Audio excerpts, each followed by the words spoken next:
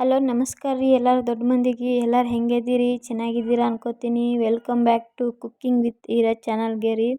ನಾನಿವತ್ತು ಬರೀ 5 ನಿಮಿಷದಲ್ಲಿ ಆಗುವಂತಹ ಸಿಂಪಲ್ ರೆಸಿಪಿ ಮಜ್ಜಿಗೆ ಸಾರನ್ನ ತೋರಿಸ್ಕೊಡ್ತೀನಿ. ಬಟ್ ಅದಕ್ಕಿಂತ ಮುಂಚೆ ನನ್ನ ಚಾನಲ್ನ ಸಬ್ಸ್ಕ್ರೈಬ್ ಆಗಿರಿ. ಯಾಕ್ರಿ ಒಟ್ಟು ಸಬ್ಸ್ಕ್ರೈಬ್ ಆಗ್ತಾ ಇಲ್ಲ? ಇಷ್ಟೆಲ್ಲ ಒಳ್ಳೊಳ್ಳೆ ರೆಸಿಪಿನ ತೋರಿಸ್ತಾ ಇದ್ದೀನಿ ನಿಮಗೆ. ಯಾಕ್ರಿ ಇಷ್ಟೊಂದು ಕೋಪ ನನ್ನ ಮೇಲೆ? ಏನಾಗುತ್ತೆ ರೀ ಒಂದೇ ಒಂದು ಸಬ್ಸ್ಕ್ರೈಬ್ ಬಟನ್ ಒತ್ತಕ್ಕೆ? ಎಷ್ಟು ಕಂಜೂಸ್ತನ ಮಾಡ್ತೀರಪ್ಪ ನೀವು. ಸರಿ ಹೋಗಲಿ ಬಿಡಿ, ಬನ್ನಿ ವಿಡಿಯೋ ಶುರು ಮಾಡೋಣ. ಮೊದಲಿಗೆ ನಾನು ಒಂದು ಪಾತ್ರೆನ ಇಟ್ಕೊಂಡು ಅದರಲ್ಲಿ ಎಷ್ಟು ಬೇಕಷ್ಟು ಮೊಸರನ್ನ ಹಾಕ್ಕೊಂಡು ಅದನ್ನು ಚೆನ್ನಾಗಿ ಕಡ್ಕೋತಾ ಇದ್ದೀನಿ. ನೀವು ನಿಮ್ಮ ಮನೇಲಿ ಸ್ಪೂನಿಂದ ಬೇಕಾದರೂ ಇದು ಮಾಡ್ಬೋದು, ಇಲ್ಲ ಈ ಥರ ಮಜ್ಜಿಗೆ ಕಡಿಯೋದಿತ್ತು ಅಂದ್ರೂ ಅದರಿಂದ ನೀಟಾಗಿ ಕಡ್ಕೊಂಡು ನೆಕ್ಸ್ಟ್ ಅದಕ್ಕೆ ಎಷ್ಟು ಬೇಕಷ್ಟು ನೀವು ನೋಡ್ಕೊಂಡು ನೀರು ಹಾಕ್ಕೊಳ್ಳಿ. ಮಜ್ಜಿಗೆ ಅದಕ್ಕೆ ತುಂಬ ನೀರು ಮಾಡ್ಕೋಬೇಡಿ, ಮೀಡಿಯಮಲ್ಲಿ ಸ್ವಲ್ಪ ನಾರ್ಮಲ್ ಇದ್ರೇ ಚೆನ್ನಾಗಿರುತ್ತೆ. ತುಂಬ ನೀರು ಹಾಕ್ಬಿಟ್ರೆ ಮಜ್ಜಿಗೆ ಸಾರು ಚೆನ್ನಾಗಿರಲ್ಲ. ಅದನ್ನು ಒಂದು ಅರ್ಧ ಲೋಟ ನೀರು ಹಾಕ್ಕೊಂಡು ಚೆನ್ನಾಗಿ ಕಡ್ಕೊಂಡು ಇಟ್ಕೊಂಡಿದ್ದೀನಿ. ಇವಾಗ ಸ್ಟವ್ ಮೇಲೆ ಒಂದು ಬಾಣಲಿನ ಇಟ್ಬಿಟ್ಟು ಅದಕ್ಕೆ ಒಂದು 4-5 ಟೀ ಸ್ಪೂನಷ್ಟು ಎಣ್ಣೆನ ಹಾಕ್ಕೊಂಡು ಅದಕ್ಕೆ ಒಂದು ಸ್ವಲ್ಪ ಸಾಸಿವೆ ಮತ್ತು ಜೀರಿಗೆ ಹಾಕ್ಕೋತಾ ಇದ್ದೀನಿ. ಅದ್ರ ಜೊತೆ ಸ್ವಲ್ಪ ಕರಿಬೇವನ್ನು ಸೇರಿಸ್ಕೋತಾ ಇದ್ದೀನಿ. ನೆಕ್ಸ್ಟ್ ಹಂಗೇ ನಾನು ಒಂದು ಈರುಳ್ಳಿನ ಕಟ್ ಮಾಡಿ ಇಟ್ಕೊಂಡಿದ್ದೆ, ಅದು ಕೂಡ ಹಾಕ್ಕೋತಾ ಇದ್ದೀನಿ, ನೋಡ್ಬೋದು ನೀವಿಲ್ಲಿ. ಇನ್ನೊಂದು ಏನಂದರೆ ರೀ, ಇದಕ್ಕೇನು ಭಾಳ ಐಟಮ್ ಬೇಕಾಗಿಲ್ಲ ರೀ, ಬರೀ 3 ಸಾಮಾನಿಂದ ಮಜ್ಜಿಗೆ ಸಾರು ರೆಡಿ ಆಗುತ್ತೆ. ಬಟ್ ಟೇಸ್ಟ್ ಮಾತ್ರ ಅಷ್ಟೇ ಸಖತ್ತಾಗಿರುತ್ತೆ. ಇನ್ನೊಂದು ಏನಂದರೆ ತುಂಬ ಕೆಲಸ ಇರುತ್ತೆ, ಬ್ಯುಸಿ ಟೈಮಲ್ಲಿ ಮಾಡೋಕ್ಕಾಗಲ್ಲ ಅಂದಾಗ ಈ ಥರ ಮಜ್ಜಿಗೆ ಸಾರು ಒಮ್ಮೆ ಟ್ರೈ ಮಾಡಿ, ತುಂಬ ಚೆನ್ನಾಗಿರುತ್ತೆ. ಬ್ಯಾಚುಲರ್ಸ್ಗಂತೂ ತುಂಬಾ ಸುಲಭ.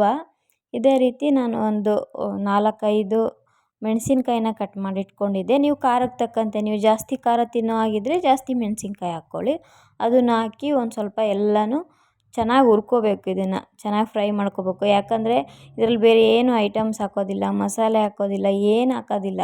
ಹಂಗಾಗಿ ಮೇನ್ ಇಂಗ್ರೀಡಿಯೆಂಟ್ಸು ಈರುಳ್ಳಿ ಮತ್ತು ಮೆಣಸಿನ್ಕಾಯಿ. ಅದಕ್ಕೋಸ್ಕರ ಅದನ್ನೆಲ್ಲ ನೀಟಾಗಿ ಲೋ ಫ್ಲೇಮಲ್ಲಿ ಚೆನ್ನಾಗಿ ಫ್ರೈ ಮಾಡ್ಕೊಳ್ಳಿ.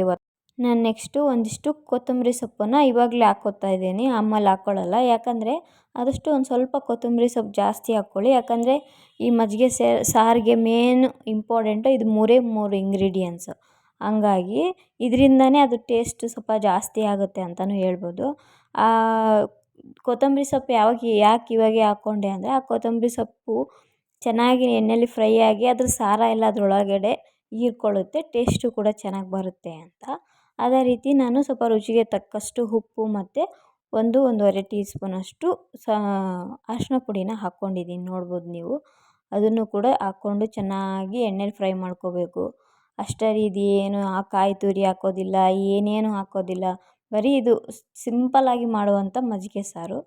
ನಾನು ಏನು ಮಜ್ಜಿಗೆನ ಕಡ್ದಿಟ್ಕೊಂಡಿದ್ನಲ್ಲ ರೀ, ಅದನ್ನು ಇದು ಒಂದು 5-10 ನಿಮಿಷ ನೀಟಾಗಿ ಫ್ರೈ ಮಾಡ್ಕೊಳ್ಳಿ. ಆಮೇಲೆ ಆ ಮಜ್ಜಿಗೆನ ಹಾಕ್ಬಿಟ್ಟು ನೀಟಾಗಿ ಕಲಿಸ್ಕೊಳ್ಳಿ. ಇನ್ನೊಂದು ಏನಂದರೆ, ಇದನ್ನು ಮಜ್ಜಿಗೆ ಹಾಕಿದ ಮೇಲೆ ಯಾವುದೇ ಕಾರಣಕ್ಕೂ ನೀವು ತುಂಬ ಕುದಿಸ್ಬಾರ್ದು. ಕುದಿಸಿದ್ರೆ ಮಜ್ಜಿಗೆ ಒಡೆದೋಗುತ್ತೆ. ಜಸ್ಟ್ 1-2 ನಿಮಿಷ ನೀವು ಸ್ಟವ್ ಮೇಲೆ ಇಟ್ಕೊಂಡು ಬಿಸಿ ಮಾಡಿಕೊಂಡ್ರೆ ಸಾಯಿತು. Stove off ಮಾಡಿಬಿಡ್ಬೇಕು. 1 ನಿಮಿಷ ಇಲ್ಲ 2 ನಿಮಿಷ ಬಿಸಿ ಮಾಡಿಕೊಂಡು ಮತ್ತೆ ಬಿಸಿ ಮಾಡೋ ಅವಶ್ಯಕತೆ ಇಲ್ಲ. ನೋಡ್ಬೋದು ನೀವು, ತುಂಬ ಸಿಂಪಲ್ ರೆಸಿಪಿ ರೀ ಇದು. ಈ ಥರ ಒಳ್ಳೊಳ್ಳೆ ಸಿಂಪಲ್ ರೆಸಿಪಿನ ನಿಮಗೆ ತೋರಿಸ್ಕೊಡ್ತೀನಿ. ಆದಷ್ಟು ದಯವಿಟ್ಟು ನನ್ನ ಚಾನಲ್ನ ಸಬ್ಸ್ಕ್ರೈಬ್ ಮಾಡಿರಿ, ಡೈಲಿ ವಾಚ್ ಮಾಡಿ, ಹಾಲ್ ಅಂತ ಒತ್ತಿ, ಹಂಗೆ ಬೆಲ್ ಐಕನ್ ಮಿಸ್ ಮಾಡದೆ ಸಬ್ಸ್ಕ್ರೈಬ್ ಮಾಡ್ಕೊಳ್ಳಿ. ಮತ್ತೆ ಹೇಳ್ತಾ ಇದ್ದೀನಿ, thank you so much watching my video.